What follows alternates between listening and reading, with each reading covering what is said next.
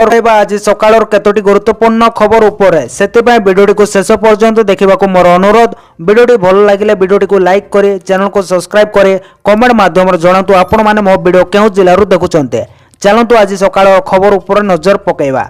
प्रथम खबर देखंतु आसिला बड़ खबर। ओडिशार सबु स्कूल रे लागिबो सीसीटीवी सूचना देले विद्यालय और गणशिक्षा मंत्री। राज्यर सबु स्कूल रे लागिबो सीसीटीवी कैमेरा 21 तारिख रे सीबीएसई बोर्ड घोषणा करथिला जे से मानकर सबु स्कूल रे छात्र छात्री को सुरक्षा पय सीसीटीवी कैमेरा लागिबो बोली। वर्तमान आम राज्यर सबु विद्यालय रे सीबीएसई स्कूल बोली सीसीटीवी कैमेरा लागिबो एनै सूचना दैचंती विद्यालय और गणशिक्षा मंत्री नित्यानंद गंड। विद्यालय और गणशिक्षा मंत्री यह घोषणा करि कहिसंती जे छात्री को सुरक्षा पय अनेक पदक्षेप नउचंती सरकार। राज्यर सबु स्कूल रे आईसीसी गठन पाए निर्देश दिया जायछि बोली खबर मिलिछि। परवर्ती खबर देखंतु आसिला बड़ खबर। +2 पाठ पढ़ारू वंचित पिला निकटस्थ कॉलेज रे पढ़ी पारिबे पाठ गणशिक्षा मंत्री को सूचना। 102 उच्च विद्यालय उच्च माध्यमिक विद्यालय रे परिणत हबो एने ट्वीट कर सूचना देले गणशिक्षा मंत्री नित्यानंद गंड। जो माने +2 पढ़ी नांती अर्थात पाठ पढ़ारू वंचित अछंती से माने निकटस्थ कॉलेज रे पढ़ी पारिबे पाठ बोली खबर मिलिछि। परवर्ती खबर देखंतु आसिला बड़ खबर। 24 घंटा पय सतर्क रहो एई 4 जिल्ला रेड अलर्ट जारी कला पाणीपाग केन्द्र। 4 जिला को रेड अलर्ट जारी। बंगोपसागर रे सक्रिय रहिछि लघुचाप क्षेत्र, तेणु 24 घंटा पय 4 जिला को रेड अलर्ट जारी करिछि आंचलिक पाणीपाग केन्द्र। सेही 4 जिला गुडी को हला मयूरभंज, केन्दुझर, बालेश्वर और भद्रक। जदि देखिबा उत्तर बंगोपसागर रे सक्रिय रहिछि लघुचाप क्षेत्र,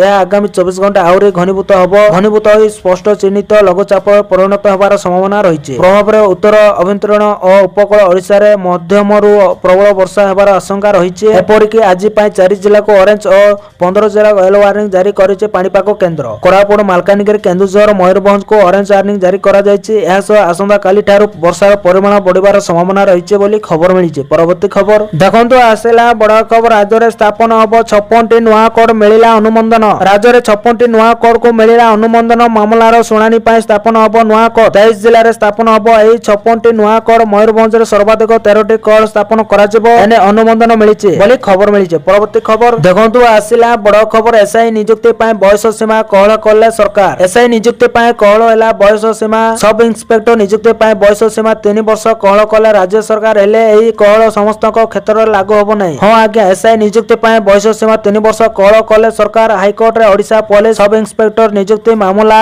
सर्वाधिक बयस सीमा 3 वर्ष कोहल कले सरकार। एने हाईकोर्ट को अवगत कले एजे पीतांबर आचार्य। केवल हाईकोर्ट को द्वारस्थ आवेदनकारी क्षेत्र रे एही कोहल लागू होबो। एने 17/1/2025 रे व्यक्ति प्रकाश करथिले सरकार। 2018 ठारू एसआई नियुक्ति बंद थिबारु बयस कोहल पिटिशन करथिले बोली खबर मिलिछि। परवर्ती खबर देखंतु आसिला बड़ खबर। सृष्टि हैला अपपात। उत्तर ओडिसा रे अति प्रबल वर्षा, समुद्र जीवाकू बारण। पश्चिम बंग और बांग्लादेश उपकूल रे सृष्टि हैला अपपात। उत्तर पश्चिम बंगोपसागर रो बासवते पश्चिम बंगर अपपात सृष्टि होइतबा सूचना। एनै सूचना दैछि भुवनेश्वर आंचलिक पाणीपाग केन्द्र। अपपात प्रभाव रे भुवनेश्वर समेत राज्यर विभिन्न स्थान रे वर्षा जारी रहिछि। आसंता 28 तारिख पर्यंत राज्य में वर्षा नहीं सतर्कता जारी करिछि आंचलिक पाणीपाग विभाग। उत्तर ओडिशा रे प्रबल अति प्रबल वर्षा हेबो। समुद्र अशांत रहिबाको, मत्स्यजीवको समुद्र मध्य को जीवाको बारण करा जायछि बोली खबर मिलिछि। परवर्ती खबर देखंतु आसिला बड़ खबर। मां तारिणी मंदिर विकास कार्यर अनुदान कले मुख्यमंत्री। 300 कोटी टंका प्रकल्पर समीक्षा। तारिणी मंदिर पाए 300 कोटी टंका प्रकल्पर समीक्षा कले मुख्यमंत्री। नुआ डिजाइन रे हेबो प्रकल्प।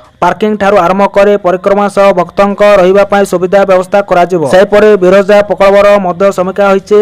बिरजा क्षेत्र रे केउ काम चलिछि सेतिरे आउ कोन जळा जिवो से नै आलोचना होइछि। ब्रह्मकुंड ठारू आरंभ करे परिक्रमा प्रकल्प काम विषय रे मध्य आलोचना होइछि। एई काम को यथाशीघ्र सारिबा को मुख्यमंत्री निर्देश दैचंदी बोली खबर मिलिछि। परवर्ती खबर देखंतु आसिला बड़ खुशी खबर। बढ़िला राज्यर समस्त बुणाकार श्रमिकंक भत्ता। मुख्यमंत्री मोहन माझींक बड़ घोषणा। बढ़िला बुणाकारंक भत्ता। पुरुष बुणाकार श्रमिकंक भत्तारे 6000 टंका वृद्धि घोषणा कले मोहन माझी। सेहीपरि महिला कर्मचारी भत्ता 7000 टंका को वृद्धि करबा नै सरकार को पक्षरु निष्पत्ति निया जायछि। आरंभ होला ओडिशा टैक्स 2025 लोकसभा भवन रे एने आयोजित कार्यक्रम उद्घाटन करिसंते मुख्यमंत्री मोहन चरण माझी खबर मिलिছে। परवर्ती खबर देखंतु आसिला बड़ खबर। नकली जॉब कार्ड हटाइबार ओडिशा द्वितीय। नकली जॉब कार्ड हटाइबार ओडिशा द्वितीय सामना को आसिला। लोकसभा ग्राम उन्नयन मंत्री को चंचालय तथ्य बिहार प्रथम रे रहितबा बेले ओडिशा द्वितीय स्थान रे रहिছে। तृतीय रे आसाम एवं चतुर्थ रे छत्तीसगढ़ रही ओडिशा रे 67 लाख अधिक जॉब कार्ड पाइछन्ती सेतिरो 43 लाख एक्टिव अछन्ते। तेबे मनरेगा योजनार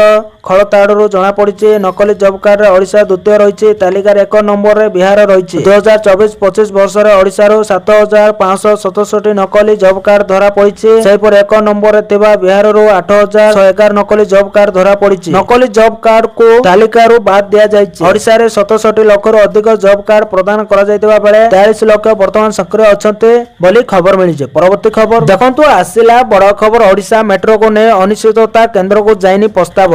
ओडिशा रो मेट्रो प्रकल्प को ने अनिश्चितता देखा देइतिबा बेले आज एक चांचल्यकर तथ्य सामना को आसीछि। ओडिशा मेट्रो पाए केंद्र को जाइनी प्रस्ताव। ओडिशा मेट्रो प्रकल्प को ने अनिश्चितता देखा देइतिबा बेले एई खबर भुवनेश्वर रे मेट्रो एक पक्का स्वप्न बोली मने होउछि। केंद्र को 17टी प्रस्ताव जाइतिबा नै संसद रो उत्तर रखिले विभागीय मंत्री जो प्रस्ताव आसीछि अनेक को अनुमोदन मिलिछि। 17टी प्रस्ताव मधरे नाही ओडिशा मेट्रो प्रकल्प नथिबा दशा जाइछि बोली खबर मिलिछि। परवर्ती खबर देखंतु आसिला बड़ खबर राज्य रे 53,300 नियुक्ति सृष्टि पाए मोहन को घोषणा। आरंभ होला ओडिशा टैक्स 2025 लोकसभा भवन रे एने आयोजित कार्यक्रम उद्घाटन करिसंते मुख्यमंत्री मोहन चरण माझी। कार्यक्रम उद्बोधन देई मोहन कहिसंते ओडिशा रो वस्त्र पूरा भारत रे पहुंचिबो। समलपुर माणिया बंद ब्रह्मपुर शाढ़ी लोकप्रिय रोजगार क्षेत्र वृद्धि आरंभ लक्ष्य बोली मोहन माझी कहते सबु क्षेत्र व्यवसायी को स्थान दिज्व। 33 एमओ स्वाक्षरित 7,808 कोटी पुंजी निवेश सांग को राज्य में 53,300 नियुक्ति सृष्टि होब बोली कहते मुख्यमंत्री मोहन चरण माझी बोली खबर मिली। परवर्ती खबर देखंतु आसिला बड़ खबर जगाण मंत्री को बड़ सूचना राज्य में रहिबनी आलुर अभाव। खूब शीघ्र कलिकता जाए पश्चिमबंग मुख्यमंत्री ममता बानार्जी सहित आलु संपर्क आलोचना करेंगे जगाण मंत्री कृष्णचंद्र पात्र से कहते आमे तांको सहित आलोचना करिवो राज्य को किभली भाव ठीक समय आलु आसीबो एवं लोक माने पाइबे यह जगाण विभाग काम तांको सहित बसिले असुविधा कोन बोली जगाण मंत्री कहितबार खबर मिलिजे। परवर्ती खबर देखंतु आसिला बड़ खबर राज्य रे खलिबो 2टी नुआ ओआईएसएफ बाटालियन मंजूरी देले मुख्यमंत्री मोहन चरण माझी। ओडिशा रे ओडिशा इंडस्ट्रियल सिक्योरिटी फोर्स रो आउ 2टी बाटालियन गठन करा जिवो। ए प्रस्ताव को मुख्यमंत्री मोहन चरण माझी मंजूर करचंते। गृह विभाग पक्षरु एने व्यक्ति प्रकाश पाइछि। ए 2टी नूतन बाटालियन पाए समुदाय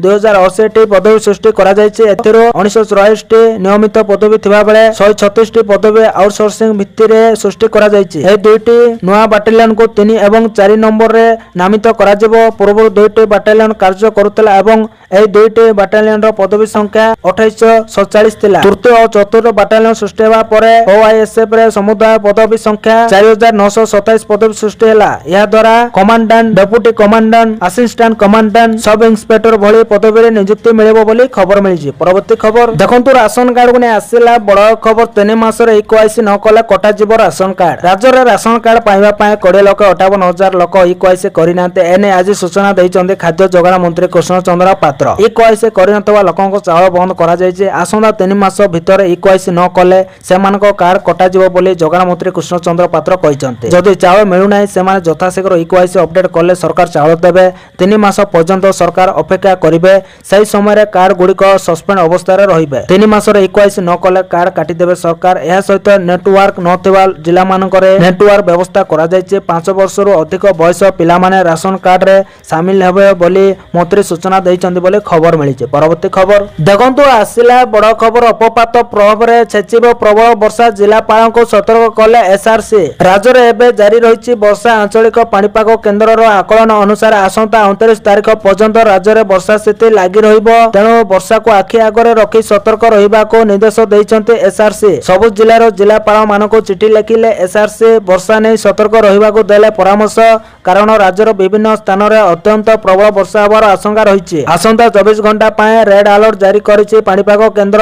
अत्यंत प्रबल वर्षा ने केन्दुझर मयूरभंज को रेड अलर्ट जारी करा जायछि। केवल सेतिक नुहे प्रबल वर्षा घड़घड़ी सांग को 40 रु 50 किमी बेगरे पवन बहिबार संभावना मध्य रहिछि। अपपात प्रभाव रे प्रबल वर्षा होबार आकलन करा जायछि। एतिपाई 10 जिला को ऑरेंज अलर्ट जारी करा जायछि। सही सबु जिला गुडी को हैला सुंदरगढ़ झारसुगुड़ा सम्बलपुर देवगढ़ ढेंकानाल जाजपुर केन्द्रापड़ा बालेश्वर भद्रक रे प्रबल रु अति प्रबल वर्षा आशंका। 18 जिला को प्रबल वर्षा ने येलो वार्निंग जारी होइछि। 29 तारिख जाए वर्षा होबार संभावना रहिछि बोली खबर मिलिछि। परवर्ती खबर देखंतु आसिला बड़ खबर मिलिबो पीएम किसान रो 20तम किस्ती जानि रखंतु तारीख। 4 ମାସ ପୂରଣ ହେବାକୁ ଯାଉଛି କିନ୍ତୁ ପ୍ରଧାନମନ୍ତ୍ରୀ କିଷାନ ସମ୍ମାନ ନିଧି ଯୋଜନାର 20ତମ କିସ୍ତି ବିଷୟରେ ଏପର୍ଯ୍ୟନ୍ତ କୌଣସି ଖବର ନାହିଁ। 20 ଜୁନ ତାରିଖରେ ପ୍ରଧାନମନ୍ତ୍ରୀ ନରେନ୍ଦ୍ର ମୋଦି ବିହାର ଗସ୍ତରେ ଯାଇଥିବା ବେଳେ ଆଶା ସୃଷ୍ଟି ହୋଇଥିଲା ଯେ 2000 ଟଙ୍କା ଚାଷୀଙ୍କ ଆକାଉଣ୍ଟରେ ଆସିବ। ତାପରେ 18 ଜୁଲାଇରେ ପ୍ରଧାନମନ୍ତ୍ରୀ ମୋଦିଙ୍କ ମୋତିହାରୀ ଗସ୍ତ ଆଶା ସୃଷ୍ଟି କରିଥିଲା କିନ୍ତୁ ପୁଣି ନିରାଶା ଦେଖାଇ ଦେଇଥିଲା। ଜୁଲାଇ ଶେଷ ହେବାକୁ ଯାଉଛି କିନ୍ତୁ ପ୍ରଧାନମନ୍ତ୍ରୀ କିଷାନ ସମ୍ମାନ ଯୋଜନାର 20ତମ କିସ୍ତି ପାଇଁ ଚାଷୀଙ୍କ ଅପେକ୍ଷା ଶେଷ ହେଉନାହିଁ। ଏବେ ଆଶା କରାଯାଉଛି ଯେ 2 ଅଗଷ୍ଟରେ ସରକାରଙ୍କ ପକ୍ଷରୁ କିଛି ଭଲ ଖବର ଆସିପାରେ। ଯଦିଓ ଏପର୍ଯ୍ୟନ୍ତ କୌଣସି ସରକାରୀ ସୂଚନା ନାହିଁ କିନ୍ତୁ ଯେଉଁ ସମୀକରଣ ଗୁଡ଼ିକ ଗଠନ ହେଉଛି ତାହାକୁ ଦେଖିଲେ ଏହି ତାରିଖକୁ ନେଇ ଆଶା ସୃଷ୍ଟି ହୋଇଛି 26 ଜୁଲାଇ ବୋଲି ଖବର ମିଳିଛି। ପରବର୍ତ୍ତୀ ଖବର ଦେଖନ୍ତୁ ଆସିଲା ବଡ଼ ଖବର। ସରକାରଙ୍କ ବଡ଼ ଘୋଷଣା ଏଣିକି ବୁଢ଼ା ବାପା ମାଙ୍କ ସେବା କରିବା ପାଇଁ ମିଳିବ 30 ଦିନ ଛୁଟି। ଏଣିକି ବୃଦ୍ଧ ବାପା ମାଙ୍କ ସେବା କରିବା ପାଇଁ ପୁଅ ଝିଅ ନେଇପାରିବେ ମାସେ ଛୁଟି। ହଁ ଆପଣ ମାନେ ଠିକ ଶୁଣୁଛନ୍ତି, ପିଲାମାନେ ବାପା ମାଙ୍କ ସେବା କରିବା ପାଇଁ 30 ଦିନ ଛୁଟି ନେଇପାରିବେ। ହେଲେ ସମସ୍ତେ ନୁହେଁ, କେବଳ କେନ୍ଦ୍ର ସରକାରୀ କର୍ମଚାରୀ। ସେବା ନିୟମିତ ଅନୁଯାୟୀ କେନ୍ଦ୍ର ସରକାରୀ କର୍ମଚାରୀ ମାନଙ୍କୁ 30 ଦିନର ଛୁଟି ଦିଆଯିବ ଯାହାଦ୍ୱାରା ସେମାନେ ତାଙ୍କର ବୃଦ୍ଧ ପିତା ମାତାଙ୍କ ଯତ୍ନ ନେଇପାରିବେ। ଏନେ କେନ୍ଦ୍ର କାର୍ମିକ ରାଷ୍ଟ୍ରମନ୍ତ୍ରୀ ଜିତେନ୍ଦ୍ର ସିଂହ ଗୁରୁବାର ଦିନ ରାଜ୍ୟସଭାରେ ଏକଥା କହିଛନ୍ତି। ମନ୍ତ୍ରୀଙ୍କୁ ପଚରା ଯାଇଥିଲା ଯେ ସରକାରୀ କର୍ମଚାରୀ ମାନେ ସେମାନଙ୍କର ବୃଦ୍ଧ ପିତା ମାତାଙ୍କ ଯତ୍ନ ନେବା ପାଇଁ ଛୁଟି ପାଇବାର କୌଣସି ବ୍ୟବସ୍ଥା ଅଛି କି ବୋଲି ଖବର ମିଳିଛି। ପରବର୍ତ୍ତୀ ଖବର ଦେଖନ୍ତୁ ଆସିଲା ବଡ଼ ଖବର। ଭାରତର ବଡ଼ ନିଷ୍ପତ୍ତି। ଦୀର୍ଘ 5 ବର୍ଷ ପରେ ଭାରତ ସରକାର ଚୀନ ନାଗରିକଙ୍କୁ ପର୍ଯ୍ୟଟନ ଭିଜା ପ୍ରଦାନ କରିବା ଘୋଷଣା କରିଛନ୍ତି। ଏହି ପ୍ରକ୍ରିୟା 24 ଜୁଲାଇ 2025 ପୁନଃ ଆରମ୍ଭ ହୋଇଯାଇଛି। ବ୍ରାଜିଲରେ ଥିବା ଭାରତୀୟ ଦୂତାବାସ ବୁଧବାର ଏହି ନିଷ୍ପତ୍ତି ବିଷୟରେ ସୂଚନା ଦେଇଛି। ସୂଚନାଯୋଗ୍ୟ ଯେ 2020 ମାର୍ଚ୍ଚରେ କୋଭିଡ-19 ମହାମାରୀ ସମୟରେ ସଂକ୍ରମଣକୁ ରୋକିବା ପାଇଁ ଭାରତ ସମସ୍ତ ପର୍ଯ୍ୟଟନ ଭିଜାକୁ ଅସ୍ଥାୟୀ ଭାବରେ ସ୍ଥଗିତ କରିଥିଲା। ସେବେଠାରୁ ଚୀନ ନାଗରିକଙ୍କ ପାଇଁ ଭିଜା ସେବା ବନ୍ଦ ଥିଲା।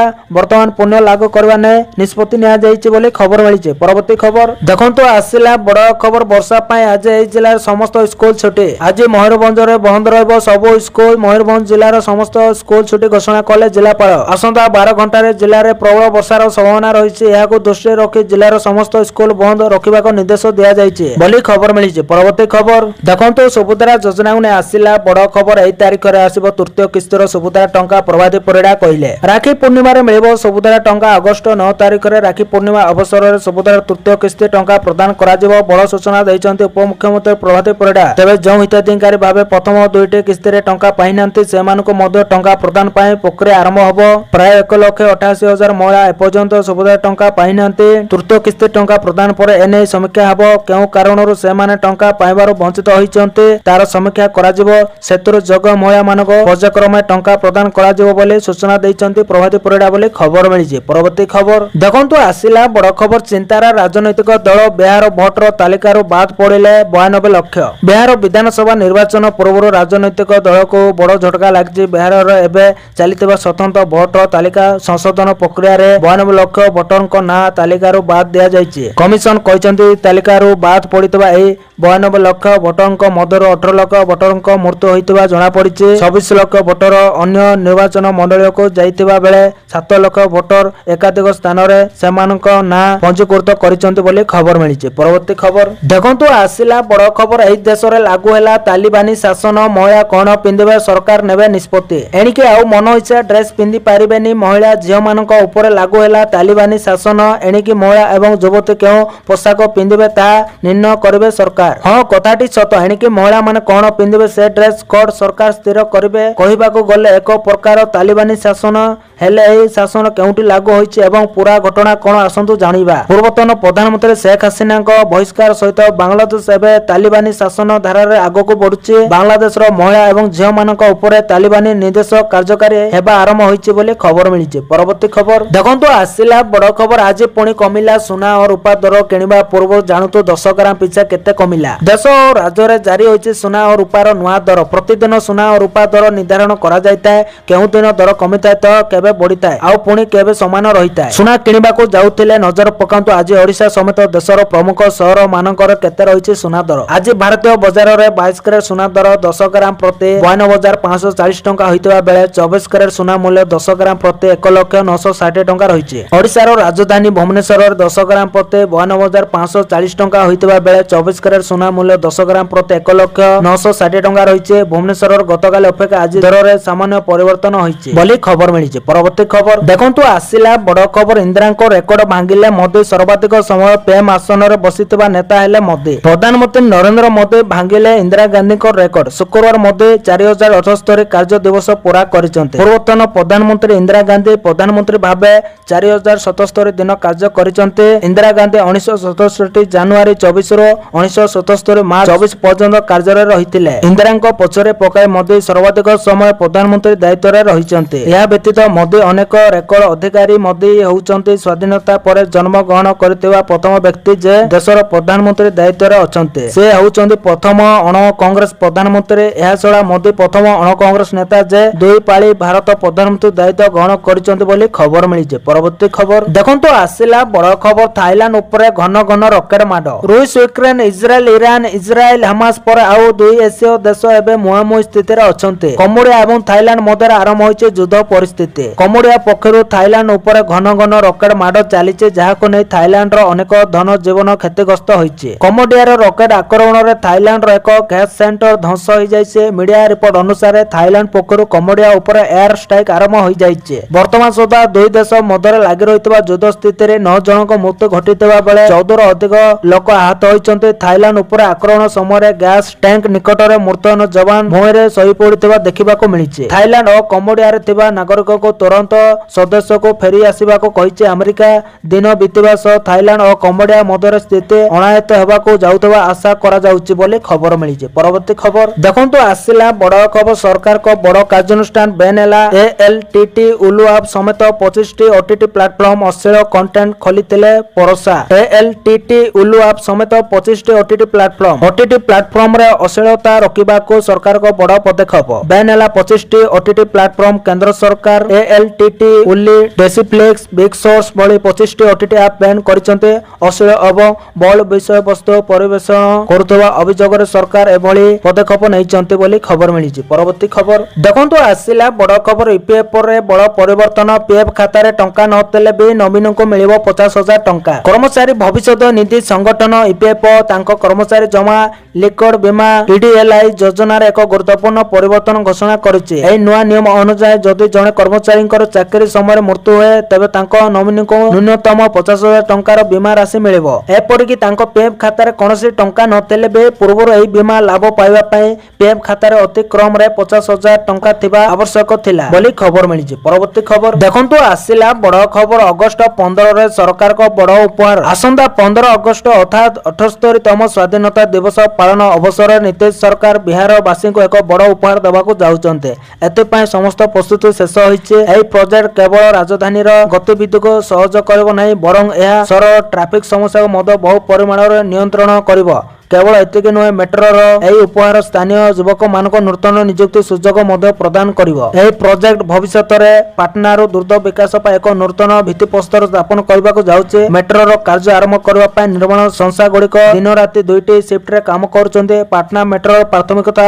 कॉरिडोर पय ट्रैक बिछाइबा कार्य समाप्त होइचे बोली खबर मिलिचे परवर्ती खबर देखंतु आसिला बड़ खबर सरकार को बड़ निष्पत्ति स्कूल छात्री गर्भवती हेले मिलिबो लक्ष लक्ष टंका सरकार नेले बड़ निष्पत्ति आनी कि स्कूल पिला गर्भवती हेले मिलिबो टंका से टंका पुणी 1000 कि 2000 नुहे लक्ष लक्ष टंका कथाटी आश्चर्य लागुथिले भी संपूर्ण सत अवश्य एही निष्पत्ति भारत सरकार नै नांते बरं रूसिया रे एपरि घोषणा करिसंती सरकार तबे आजि काली रूस राजनैतिक प्रसंग अपेक्षा जनसंख्या संकट पय अधिक खबर रे अछि देश रे क्रमागत भाବରେ ह्रास पाउतबा जनहार यूक्रेन युद्ध रे हजार हजार युवकक मृत्यु एवं द्रुत गति रे बढ़ुतबा प्रवास एही संकट को आउरी गंभीर करूछि जनसंख्या ह्रास गति को रोकिबा पय रूस सरकार एबे एपर किछि पदक्षेप नैचंते जहा सारा विश्व रे आलोचनार विषय पालटिछि एबे रूस रो किछि अंचल रे स्कूल एवं कॉलेज झियो मान गर्भवती हेले सेमान को सीधा सड़क नगद बोनस दिया जाउछि तबे तांको प्राय 1 लाख टंका रूबेल रो एककालीन नगद प्रोत्साहन दिया जाउछि सरकार को उद्देश्य स्पष्ट महिला माने जेते शीघ्र संतान जन्म देबे सेते भलो बोली खबर मिलिछि परवर्ती खबर देखंतु आसिला बड़ खबर केबे पालन हबो रक्षा बंधन राखी पूर्णिमा को नै द्वंद 8 ना 9 अगस्त रे पालन हबो राखी पूर्णिमा दिन रक्षा बंधन